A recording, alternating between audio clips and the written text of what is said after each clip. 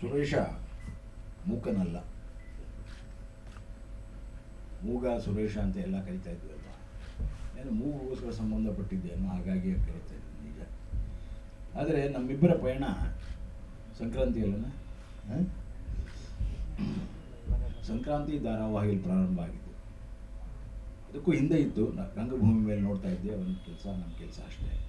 ಆದರೆ ಒಟ್ಟಿಗೆ ಕ್ಷೇತ್ರವೊಂದನ್ನು ಆರಿಸ್ಕೊಂಡಾಗ ಅದರಲ್ಲಿ ಅವನು ಅಷ್ಟೆಲ್ಲ ಪ್ರತಿಭೆ ಇರೋನು ಅನ್ನೋದರ ಆತ್ಮೀಯ ಪರಿಚಯ ಆದದ್ದು ನನಗೆ ಸಂಕ್ರಾಂತಿ ಮುಖಾಂತರ.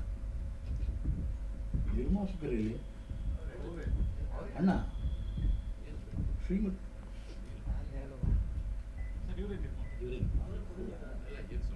ಸೌಂಡ ಹೌದು, ಏನು ಸೌಂಡ್ ನಡೀತಿದೆಯಲ್ಲ, ಭರತನಾಟ್ಯ. ಆ ನಾಟ್ಯ ಇಲ್ಲ ಆಗ್ತಾ ಇದೆ. ನಾನು ಎಲ್ಲೋ ಹೆಂಡತಿ ಹೆಸರಿನಲ್ಲಿ ನಿರ್ಮಾಪಕ ಅದನ್ನು ಪ್ರೊಡಕ್ಷನ್ ಮಾಡಿದಾರ ಅಂತ ಒಂದು ಡೌಟ್ ಬಂತು. ಅದಕ್ಕೆ ನಿರ್ಮಾಪಕರಲ್ಲಿ ಅಂತ ಕೇಳಿದೆ, ಯಾಕಂದ್ರೆ ಮನೆಯವ್ರು ತಾನೇ ನಿರ್ಮಾಪಕರು. ಹಾಗೆ ಯಾಕೆಂದ್ರೆ ಅವ್ರು ಬಹಳ ಮುಖ್ಯ ಆಗ್ತಾರೆ. ಯಾಕೆಂದ್ರೆ ಇವನಿಗೆ ಧೈರ್ಯ ಇರುತ್ತೆ, ಅವ್ರ ಧೈರ್ಯ ತುಂಬಬೇಕಲ್ಲ. ಸೊ ಅದರಿಂದ ನಾನು ಮೊದಲು ಕೇಳಿದ್ದ ಅವರನ್ನು, ಮನೆ ಸರಿಯಾಗಿದ್ದಾಗ, ಮನೆ ತುಂಬಿ ಬಂದಾಗ ಮನಸ್ಸು ತಾನೇ ಕೆಲಸ ಮಾಡುತ್ತೆ. ಅದರಲ್ಲೂ ಬಹಳ ಮುಖ್ಯವಾಗಿ ಈ ಸಿನಿಮಾ, ನಾಟಕ, ಕಲೆ ಇವುಗಳ ಬಗ್ಗೆ ಒಲವಿರುವಂತಹ ಒಂದು ಕುಟುಂಬ ಇದ್ದರೆ ಆ ಕುಟುಂಬದ ಒಟ್ಟಾರೆ ಆಶಯ ಜೋಬ್ ತುಂಬೋದಲ್ಲ, ಮನಸ್ಸು ತುಂಬೋದು. ಆ ಮನಸ್ಸು ತುಂಬುವ ಕೆಲಸವನ್ನು ಮಾಡುವಾಗ ಮನೆ ತುಂಬಿರಬೇಕಾಗ್ತದೆ. ಹೊಟ್ಟೆಗಿಟ್ಟಿಲ್ಲದೆ ಇದ್ರೂ ಜುಟ್ಟಿಗೆ ಮಲ್ಲಿಗೆ ಹೂವು ಅಂತ ಹೇಳ್ತೀವಿ ನಾವು. ಆದರೆ ಜುಟ್ಟಿಗೆ ಮಲ್ಲಿಗೆ ಹೂವು ಇಟ್ಕೊಂಡಾಗ ಮಾತ್ರ ಆ ಸುಗಂಧ ಗೊತ್ತಾಗೋದು. ನಮ್ಮಲ್ಲಿ ಬಹಳಷ್ಟು ಜನ ಹೊಟ್ಟೆಗೆ ತಿಂದರೆ ಎಲ್ಲ ಆಗುತ್ತೆ ಅನ್ಕೋತಾರೆ. ಆದರೆ ಹೊಟ್ಟೆಗಿಂತ ಹೆಚ್ಚಾಗಿ ಹೃದಯಕ್ಕೆ, ಮನಸ್ಸಿಗೆ ಬೇಕೇ ಬೇಕಾಗಿರುವಂತಹ ಒಂದು ಸಂಸ್ಕಾರವನ್ನು ಈ ಎಲ್ಲ ಕಲೆಗಳು ಒಟ್ಟಾಗಿ ಕೊಡ್ತವೆ. ಅದರ ಸಮಗ್ರ ಕಲೆಗಳನ್ನು ಹೊಂದಿರುವಂತಹ ಒಂದು ಸಿನಿಮಾ ಇದೆಯಲ್ಲ, ಅದೊಂದು ಸಾಂಘಿಕ ಕಲೆ, ಎಲ್ಲರನ್ನ ಒಳಗೊಳ್ಳುವಂಥದ್ದು. ಎಲ್ಲರೂ ಅಲ್ಲಿ ಬಹಳ ಇಂಪಾರ್ಟೆಂಟ್. ಯಾರೂ ಮುಖ್ಯರಲ್ಲ, ಆದರೆ ಎಲ್ಲರೂ ಮುಖ್ಯರೇ. ಲೈಟ್ ಬಾಯು ಎಷ್ಟು ಮುಖ್ಯನೋ ನಿರ್ದೇಶಕನೂ ಅಷ್ಟೇ ಮುಖ್ಯ, ನಿರ್ಮಾಪಕನೂ ಅಷ್ಟೇ ಮುಖ್ಯ. ಹಾಗೇನೆ ನೀನು ಮುಖ್ಯ ಅಲ್ಲ ಅಂತಂದರೆ, ಹೌದು ನೀನು ಮುಖ್ಯ ಅಲ್ಲ, ನಾನೇ ಮುಖ್ಯ ಅಂತ ಹೇಳ್ಬೋದು. ಆದರೆ ಈ ಎಲ್ಲರೂ ಸೇರಿ ಮಾಡಿದಂತಹ ಒಂದು ಕಲಾಕೃತಿ, ಅದು ವ್ಯಾಪಾರವೋ ಅಥವಾ ಕಲೆಯೋ, ಇವುಗಳ ಇದನ್ನು ನಾವು ಪ್ರೇಕ್ಷಕರಿಗೆ ಬಿಡೋಣ. ಆದರೆ ಆತ್ಮಸಾಕ್ಷಿಯಾಗಿ ಒಂದು ಒಳ್ಳೆ ಕೆಲಸ ಮಾಡಲಿಕ್ಕೆ ಹೊರಟಿದ್ದೀವಿ ಅಂತ ಹೊರಟಂಥ ಒಂದು ತಂಡ ಇದೆಯಲ್ಲ, ಅದರ ನಿಜವಾದಂಥ ಬಲ ಯಾವುದು ಅಂದರೆ ಅದರ ಮನೋಬಲ, ದುಡ್ಡಿನ ಬಲ ಅಲ್ಲ. ಆ ಮನೋಬಲವನ್ನು ಸುರೇಶ ಮತ್ತು ಅವನ ಇಡೀ ತಂಡ ಇವತ್ತು ಸಾಕಾರಗೊಳಿಸಿದೆ. ನಿಮ್ಮ ಮುಂದೆ ಕ್ಷಮೆ ಇರಲಿ ತಂದೆ ಅಂತ ಅದನ್ನು ತಂದು ನಿಲ್ಲಿಸಿದೆ. ಕ್ಷಮೆ ಕೇಳಬೇಕಾಗಿಲ್ಲ. ಕಾರಣ ಯಾಕೆಂದರೆ ನಾವು ಮನಸ್ಸಾರೆ ಇದನ್ನು ಮಾಡಿದ್ದೇವೆ ಅನ್ನೋದನ್ನು ಈ ತಂಡ ಹೇಳ್ತಾ ಇದೆ. ಹೌದಾ ಅಲ್ವಾ? ಅಯ್ಯ ಇದು ಯಾಕೆ ಹಬ್ಬ ಮಾಡಿದ್ವಿ ಅಂತ ಮಾಡಲಿಲ್ಲ. ಇದನ್ನು ಮಾಡಬೇಕು ನಾವು. ಇದನ್ನು ಮಾಡೋದ್ರಿಂದ ನಾವು ಒಂದು ಕಾರ್ಯವನ್ನು, ಆ ಕಾರ್ಯಕ್ಷೇತ್ರದಲ್ಲಿ ಇರಬೇಕಾದಂತಹ ಕೆಲಸವನ್ನು ಮಾಡಿ ತೋರಿಸ್ತೇವೆ ಅನ್ನುವಂತಹ ಒಂದು ನಂಬಿಕೆಯ ಮೇಲೆ ಇದನ್ನು ಮಾಡಿದ್ದು.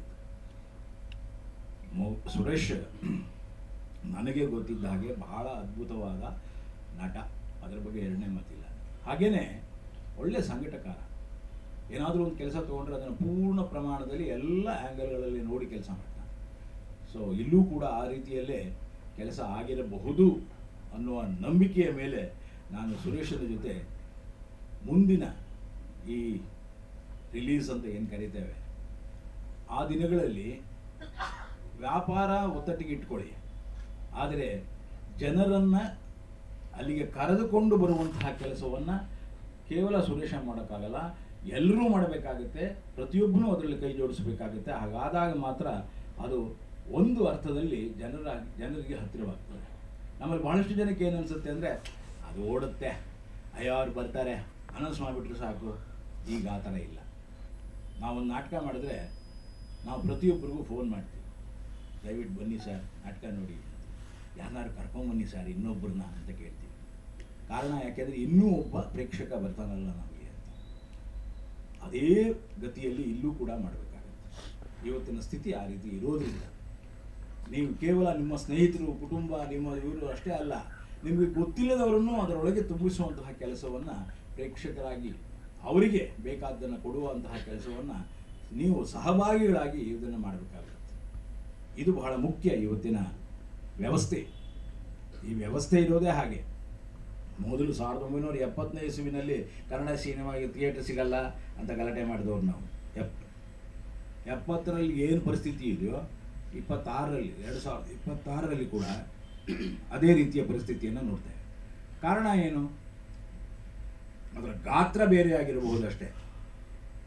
ಆಗ ಬರ್ತಾ ಇದ್ದು ಕೇವಲ 70 ಸಿನಿಮಾದಲ್ಲಿ ಆಗ್ತಾ ಇದ್ದದ್ದು ಇವಾಗ ಬರ್ತಾ ಇರುವ 400 ಸಿನಿಮಾದಲ್ಲಿ ಏನಾಗ್ತಿದೆ.